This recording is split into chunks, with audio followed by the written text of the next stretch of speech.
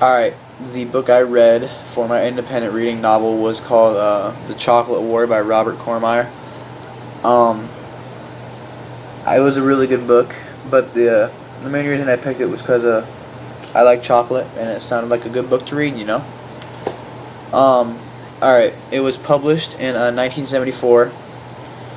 It's 263 pages, and the author is Robert Cormier. Some facts about Robert. He was born January 17th, 1925 in Massachusetts, and he also died there on November 2nd, 2000. He had a wife. Her name was Constance Cormier. He had 4 kids, 3 girls and 1 boy. He was the second of 8 children, and in his childhood he moved frequently because his family couldn't really afford rent, so they had to go where they could afford it. His father, Lucine, worked in factories to support the family, and his mom, her name was Irma, and she was Irish. His education was, he attended a private Catholic school as a child in elementary school.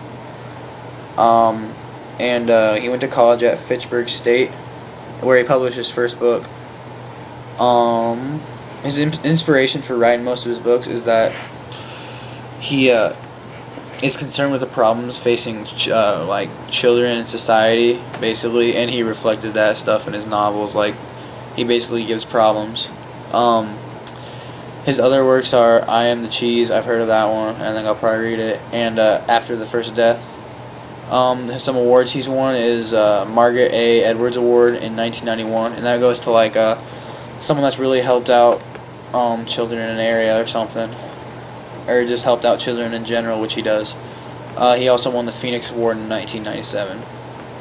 The impact on the world was they made a movie in 1988, so only 14 years after it was published, and critics said it was a brilliant novel, and I thought it was, but it's banned in most schools because it's like there's some sex in there, and there's a lot of language and a lot of violence, which I'll get into.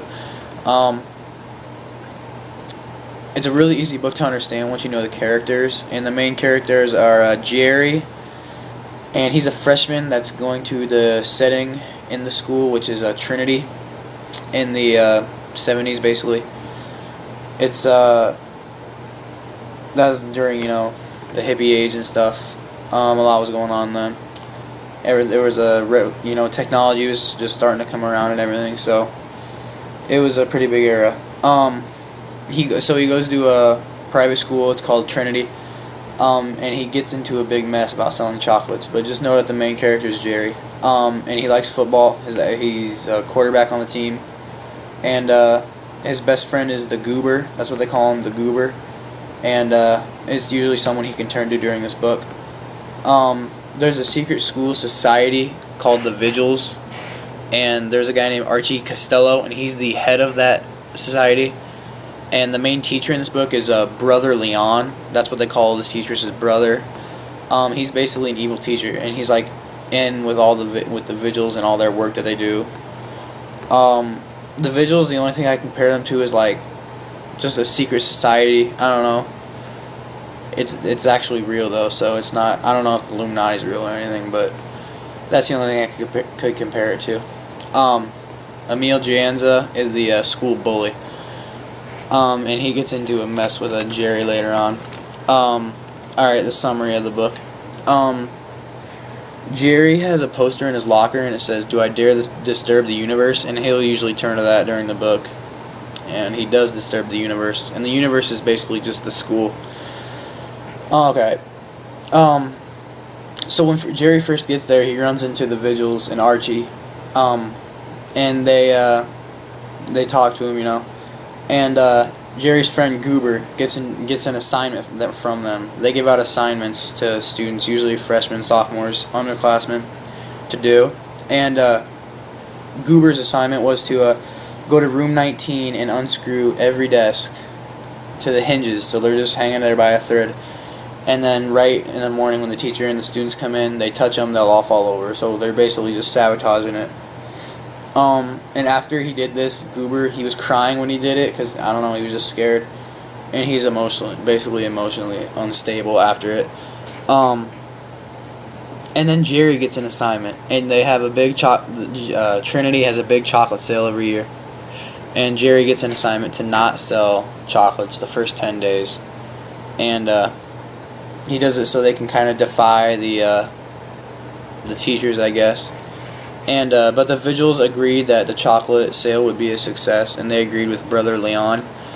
And he was in on the chocolate sale the whole time, and he used like unauthorized money to buy a bunch of chocolates so the school would make a bunch of money, and I think he was going to pocket the money. But so Jerry gets an assignment not to sell the chocolate the first 10 days, but then he doesn't sell it the rest of the time either, and that created a big mess. Every day during roll call, the teacher would call out the name, alphabetical order, and you'd say how many boxes you sold, and every time it was like 5, 6, 3, 8, and every time they got to Jerry, every single day he said 0, and that a lot of the students were like scared. They didn't know what to do, and then they started to like it that someone was rebelling against the authority, and they started to encourage him, and they kind of thought he was a hero. So then everyone else decided to do it too, to not sell any chocolates, and the sale was basically a flop at that point, at least. And then so the treasurers, they obviously weren't making any money, and they were going to lose a lot of money. So Brother Leon, he talks to the Vigils, and they decide to make the sale popular by making it cool to sell the chocolates and giving out prizes and stuff. And they make Jerry basically an outcast, although he continues to not sell chocolates. They torment Jerry with phone calls every night, creepy phone calls where they just say "I see you" and stuff, and they whisper, and it's just weird. And he got beaten up by a gang after football practice one day. And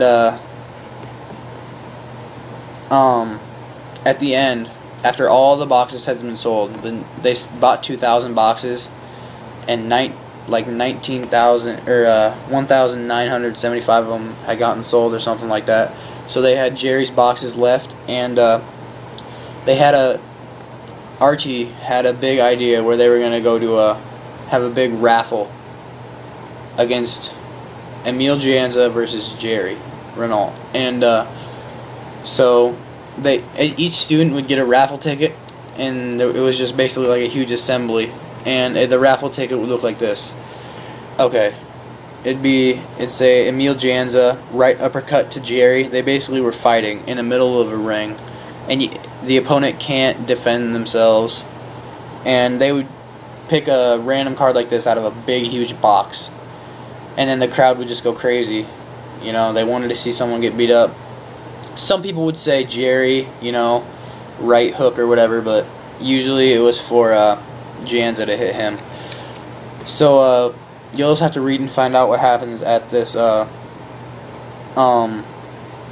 assembly. It wasn't really an assembly, it's more like a boxing match.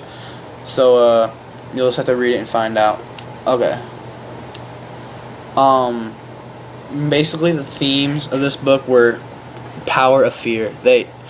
The Vigils instilled fear in everybody, and including Jerry. Even though Jerry didn't seem like he was scared, he was, and he eventually, well, I can't tell you what he does, but you'll have to read it.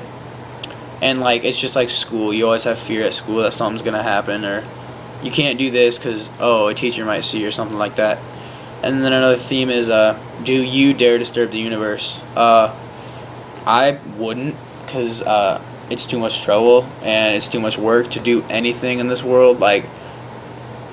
Even though gas prices are high and there's people starving all over the world, you can't really do anything about it as one person unless you get a bunch of people to do it with you, sort of like Trinity did with all the students. Once they all started to group up, it started to actually make a difference. The symbolism was the poster hanging in Jerry's locker that said, "Don't do you dare disturb the universe." That was literally what he thought about every action he did in this book. And then Room 19, where Goober went and he had to go unscrew all the desks.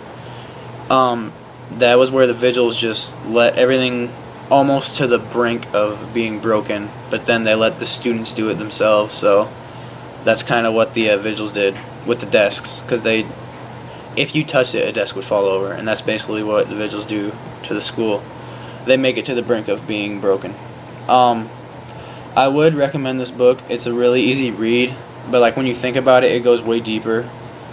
When you actually take time to think about it, it's weird. The age level would probably be 9th grader. I understood it really well and stuff. The personal connections are, you're always going to be afraid of something even though it's not always there with you. Like cops or teachers or something like that. You know, they're not always with you, or they don't always see you, but you know they'll see you if you keep doing it and keep doing it. So that's my personal connection. Perspective, it's a really good book, and I'd probably give it a 9.5 out of 10. And I'll probably read more books of his. And you should too. This was just a really good book, and it like really got me thinking about a lot of stuff too. I mean, it's a really good age because he's our age, and it just you can connect it with your life really easily. So thanks for watching, guys, and go check out this book.